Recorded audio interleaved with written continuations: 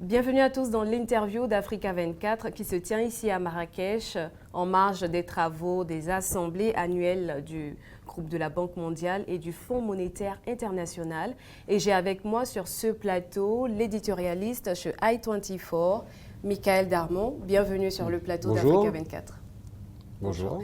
Alors nous parlerons de développement économique et sportif concernant le Maroc. Déjà, vous assistez aux assemblées annuelles du groupe de la Banque mondiale et du Fonds monétaire international. Quelle vision ou quel regard portez-vous sur ces assemblées qui se tiennent ici au Maroc pour la première fois et pour la seconde fois sur le continent africain? Et oui, alors c'est paradoxal parce qu'en fait, lorsque un pays a besoin d'être accompagné par le FMI, et donc le Fonds monétaire international, ça veut dire que sur le plan de l'économie, il a quelques problèmes et quelques soucis qui doivent être soutenus par et la Banque mondiale et par donc ces instances supranationales pour les aider à fonctionner. Or, au Maroc, c'est très différent. Quelque part, le FMI est là avec donc son assemblée, aide également le Maroc, mais l'aide dans une version, je dirais, du haut du panier. C'est-à-dire qu'effectivement, on voit bien qu'on ne va pas rentrer dans la technique, mais les fonds qui sont alloués en ce moment par le FMI au Maroc parce qu'il y a justement une solvabilité, parce qu'il y a une attractivité, parce qu'il y a un essor et un nouveau mouvement donc, de ce Maroc qui prend naissance déjà dans des gouvernances anciennes, mais qui commencent à être cristallisées par l'équipe aujourd'hui gouvernementale.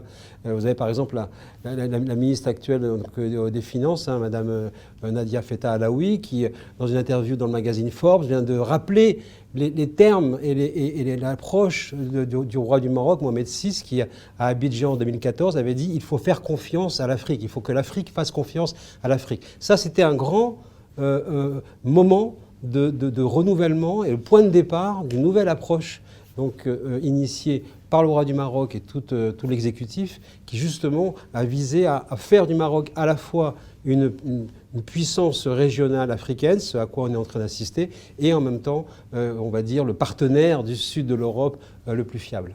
Et que faut-il attendre de ces assemblées dans un contexte de crise mondiale? Eh bien, justement, dans un contexte de crise mondiale, ça permet de faire une sorte de benchmark de la stabilité des différents pays, de là où se trouvent les pays. Ça permet de faire une sorte d'arrêt sur image, on va dire, pour qu'au fond le monde constate comment les pays fonctionnent, alors que on est justement, et ça permet aussi, à un moment comme celui-là, une manifestation comme ça, permet aussi de voir quelles sont les nouvelles lignes qui sont en train de se mettre en place. On parle beaucoup de l'émergence de ce Sud global, voilà, qui rejoint, qui est un club de pays qui, au fond, est en train de construire un agenda politique et économique qui est une proposition post-démocratique versus l'Occident. Et on voit bien d'ailleurs que le Maroc, justement, a refusé lors du dernier sommet donc en Afrique du Sud de se joindre donc à cette proposition qui était celle du sommet des BRICS, parce que le Maroc développe justement sa singularité, alliée de plusieurs pays, mais non alignée, ce qui lui permet de pouvoir justement poser cette identité nouvelle qui est en essor et qui maintenant trouve son expression depuis plusieurs années. Au risque de me répéter, comment est-ce que la tenue de ces assemblées-là vis-à-vis du Maroc, est-ce que le Maroc peut dire, ou est-ce que c'est une façon pour le Maroc de dire qu'on sait le faire, on peut le faire? Tout d'abord, c'est un moment symbolique important.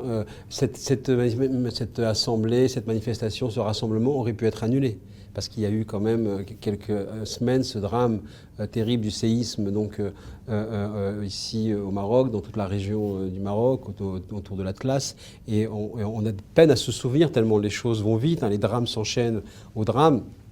Et on va y venir, mais il faut quand même se rappeler dans quel état était le pays et qu'est-ce que l'on disait du Maroc il y a quelques semaines. Donc le choix assez immédiat de maintenir cette assemblée et de maintenir pour le Maroc cette organisation montre bien à quel point il y avait aussi un enjeu et un challenge de résilience. Donc là, vous me posez la question, qu'est-ce que cela signifie? Ben voilà, ça montre également à quel point ce pays, pour différentes raisons, a su montrer à travers cet événement, la gestion de cet événement, et la tenue de cette assemblée, à quel point il y avait une résilience. Et c'est dans ces moments-là que l'on voit comment les pays fonctionnent. Parlons de grands événements, les prochains, la CAN 2025 que le Maroc accueillera et la Coupe du Monde 2030. Comment le Maroc pourrait s'y prendre pour relever ces défis-là? Ben, je dirais que la réponse n'est pas dans la question, parce que dans votre question, on percevrait peut-être une forme d'étonnement. Comment pourrait-il faire? En réalité, ça semble parfaitement normal qu'il puisse faire. Et je pense qu'effectivement, ça va venir encore concrétiser. Alors apparemment, c'est une co-organisation, hein, d'après ce que j'ai compris. Il y aura une compétition. Dans la compétition, quel match, quel pays va avoir, quel niveau de match, bon ça, on laissera ça aux spécialistes. Mais ce qui est intéressant, c'est que ça confirme à quel point le sport devient partie prenante maintenant d'un roman national. Et bien évidemment, ce que l'on voit avec le Maroc depuis des années, on va le revoir encore avec, j'imagine, les prochains Jeux Olympiques, mais on l'a vu avec les compétitions de football et la Coupe du Monde récente, à quel point justement, au fond, c'est un reflet on l'a beaucoup dit quand il y a eu des succès par ailleurs, en France notamment, c'était le reflet de la situation de la société, l'énergie qui était concentrée dans l'équipe nationale de football, qui reste quand même malgré tout le sport démocratique qui raconte le plus possible une société et un roman national. Donc effectivement, les performances, la manière dont le pays se mobilise avec ses performances et notamment ce qu'on a vu au Qatar, le Maroc peut porter aussi en message géopolitique, c'est effectivement, je dirais aujourd'hui, une partie prenante de la politique, ce qu'on appelle le soft power, mais bon, ça reste du sport, mais c'est quand même aujourd'hui l'expression de ce qu'est devenu le Maroc. Alors, récemment, le groupe des BRICS, pour l'instant composé de 5 pays, a annoncé l'intégration de 2 pays africains, notamment l'Éthiopie et l'Égypte. Quelle perspective pour la coopération sud-sud, selon vous?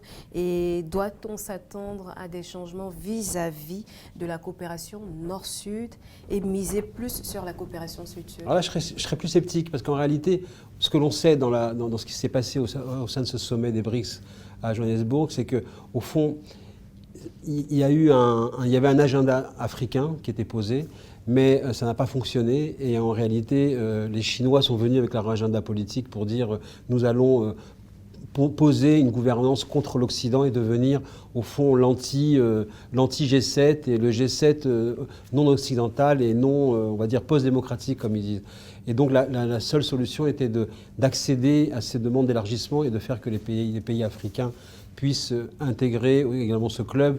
D'autres pays ont voulu le faire, l'Algérie n'a pas réussi, le Maroc n'est pas venu, on a vu toutes les polémiques. Donc je pense que là, c'est encore, je dirais, le point le plus faible. On ne sait pas encore ce que les BRICS, qui représentent maintenant quand même une partie très importante du PIB mondial, hein, quand même, hein, c'est très très important, mais avec le leadership de la Chine, on ne sait pas exactement maintenant dans quelle mesure ça va pouvoir permettre de faire ce développement sud-sud, mais ce que l'on voit, c'est que les lignes de fracture sur beaucoup de sujets commencent à s'installer et à se voir entre le sud, ce qu'on appelle le sud global, parfois c'est contesté, mais enfin ça représente un peu ces pays forts et qui sont hors Occident, et l'Occident. On le voit par exemple avec le drame au Proche-Orient, où on voit bien en ce moment qu'il y a une répartition, je dirais, entre le Sud et l'Occident, et que ça redéfinit des lignes.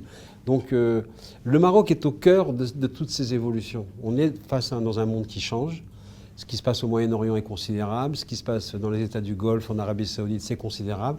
Et le Maroc est un des pays du continent africain qui accompagne toutes ces mutations et qui, je dirais, à la fois assez africanisé, en même temps que l'Afrique se mondialise. Et c'est souvent ce qui explique d'ailleurs pourquoi des pays occidentaux, des partenaires historiques, comme on appelle, c'est-à-dire la France en clair, ne comprennent pas trop ces mutations et qui peut être aussi une explication pour les malentendus. Michael Darmon, éditorialiste chez i24 News, merci d'avoir répondu aux questions d'Africa 24.